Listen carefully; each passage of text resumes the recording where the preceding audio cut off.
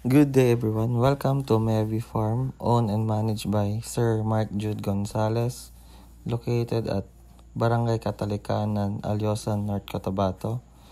So today, let's talk about what are the important drugs they are using in piggery farm. And for some important notes. Iron Dextran na-inject natin ito sa piglets na 3 days old, 1 ml, tapos follow up tayo ng 14 days sa 14 days old, na-inject tayo ng 1 ml din. Yun lang. Tapos sunod, vitamins B-complex, inject tayo ng 10 days nya sa piglets, tapos follow up ka to 25 days. Sa mga patining, ma-inject tayo nito every 1 week or 2 weeks.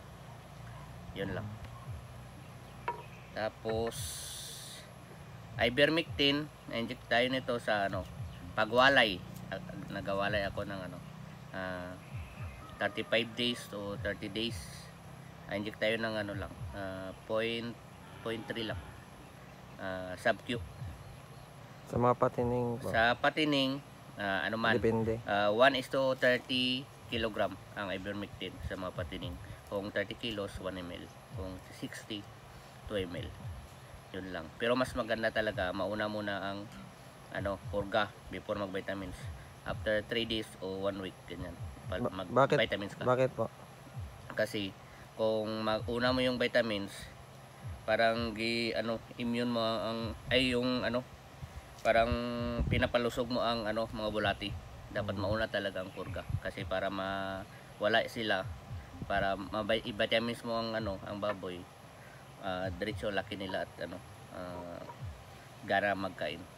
Tapos itong pitoxal, ginagamit ito kung kung mag-induce tayo. Halimbawa, pero dapat mag-inject ka nito 2 ml kung may nakalabas ng isang piglets, tapos inject ka 2 ml.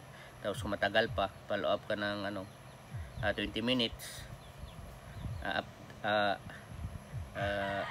20 minutes. Kung may nalabas, okay na yan. Tapos kung hindi pa, advice to tawag niyan, kuot, or tawag niyan,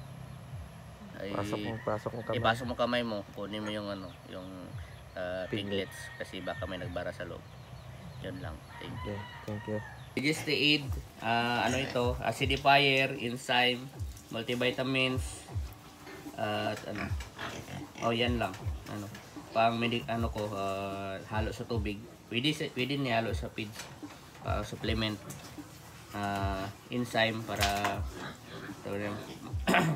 good bacteria.